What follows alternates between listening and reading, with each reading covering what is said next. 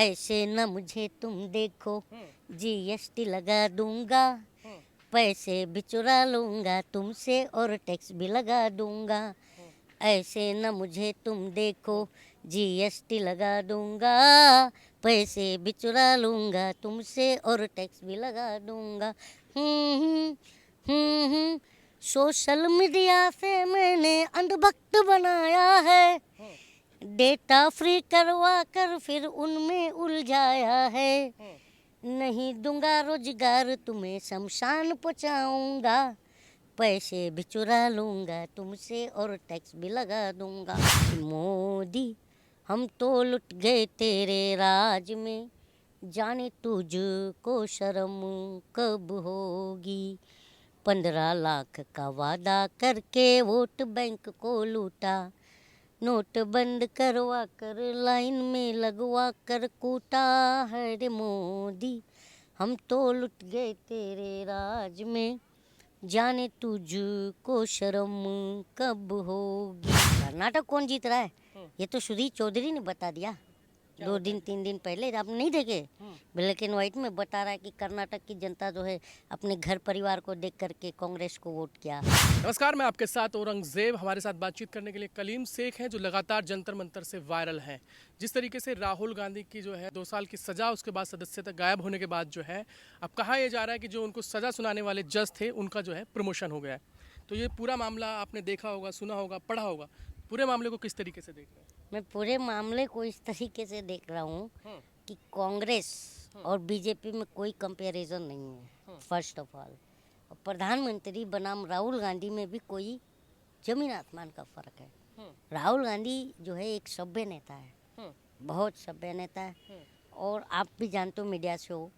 और दूसरी बात देखिए, कांग्रेस और बीजेपी शासन की बात करेंगे ना तो बिल्कुल उलट है। बीजेपी ने देश बर्बाद किया, कांग्रेस ने देश आबाद किया। उसका मैं देख रहा हूँ।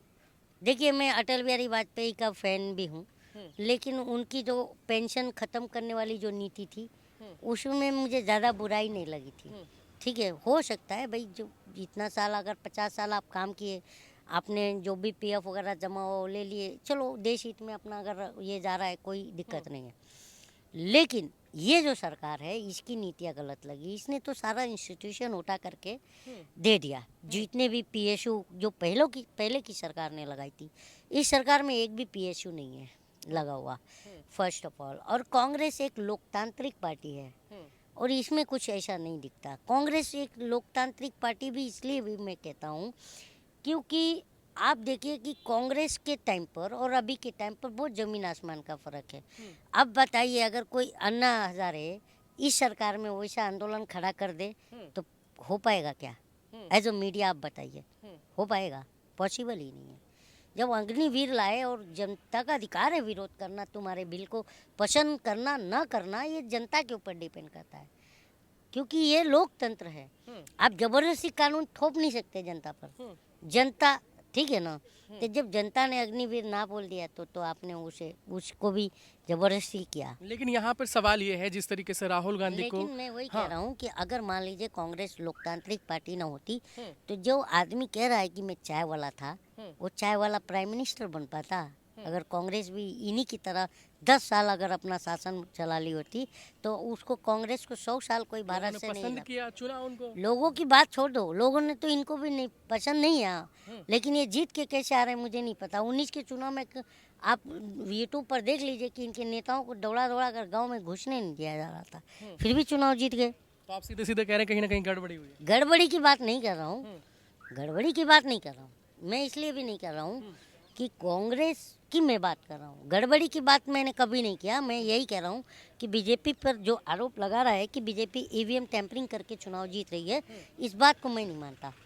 वो इसलिए भी नहीं मानता कि आप पत्रकार हो, मैं खुद एक सामाजिक कार्यकर्ता हूँ। मैं जब जाता हूँ अपने लोगों में पूछता हूँ तो उसमें 4 मोदी भक्त नहीं मिलते हैं।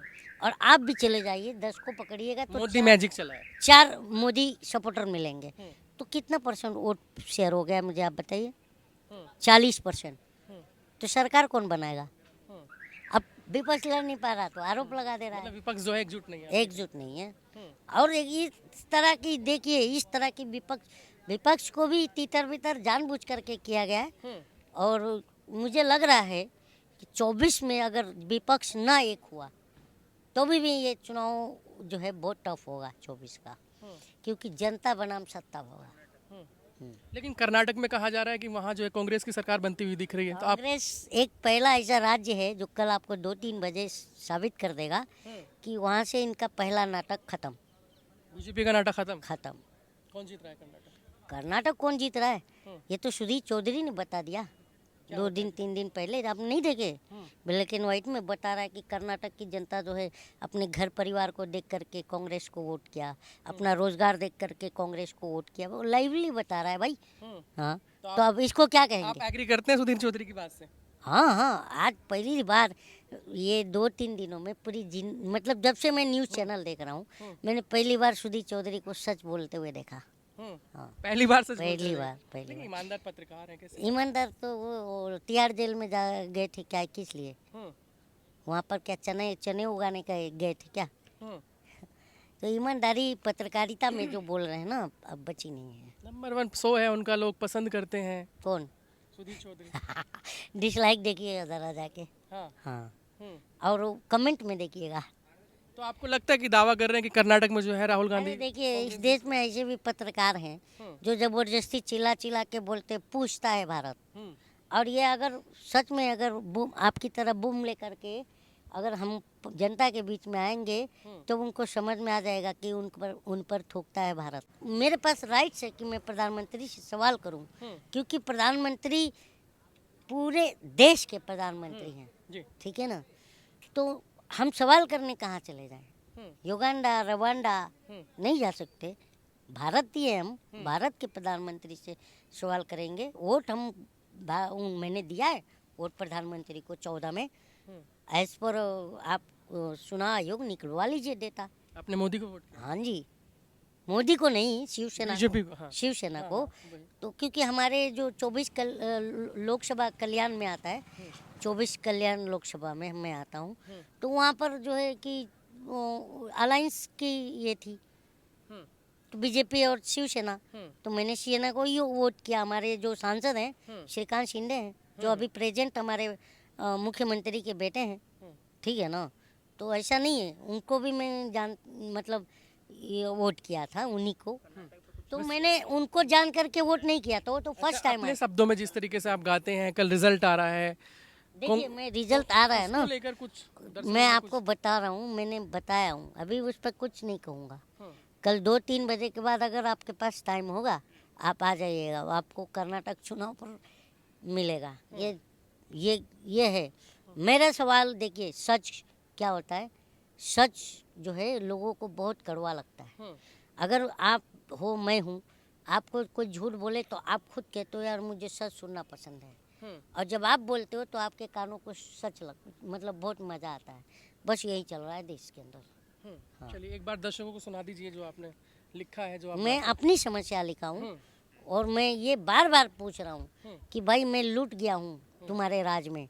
तुमने अच्छे दिन बोले थे और मेरा बिजनेस तबाह, मेरा कारोबार तबाह, मेरे बच्चे तबाह, तो मैं सवाल किससे करूं? आपसे करूंगा। तो वही मैंने लिखा कि मोदी हम तो लुट गए तेरे राज में, जाने तुझको शर्म कब होगी।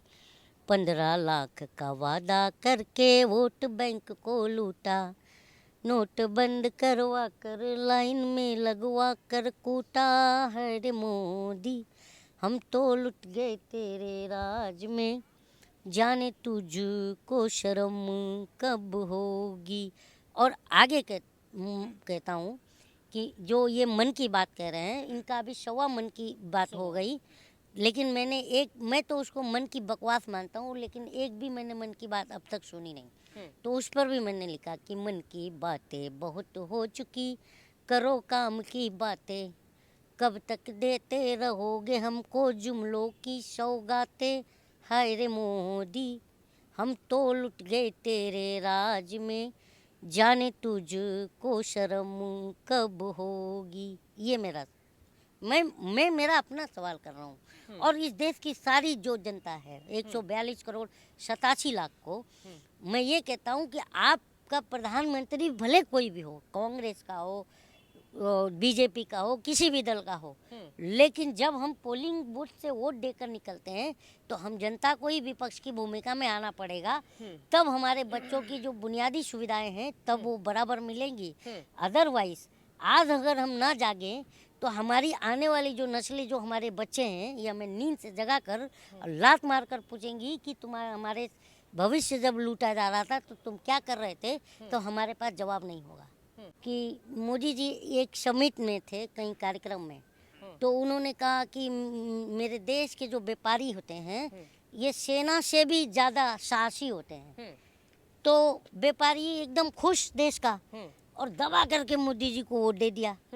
अब मोदी जी एकदम फुल, अब पता चला व्यापारियों को ठोकना चालू, धंधा बर्बाद, क्योंकि सब सारा बिजनेस तो अडानी अंबानी कर रहा है।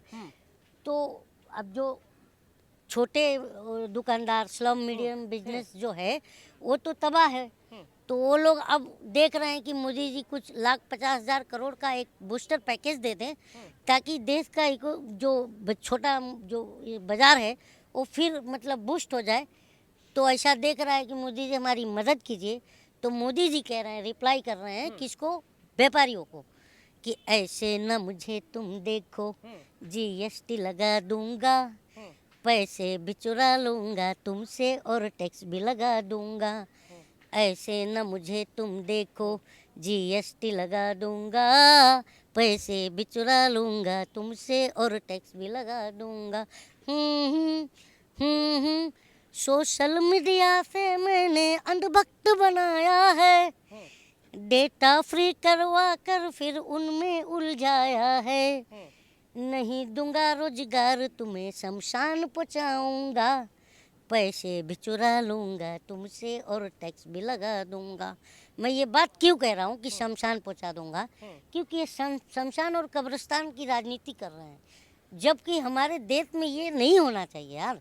हम सब देखिए, इस देश की जो संविधान से तो देश चलता है, और देश का जो संविधान का प्रियम्बल क्या कह रहा है, we the people of India. और उसके बाद अगर सत्ता में बैठे लोग अगर जात धर्म मजहब की बात करते हैं तो फिर तो ये संविधान के विरोधी है ना।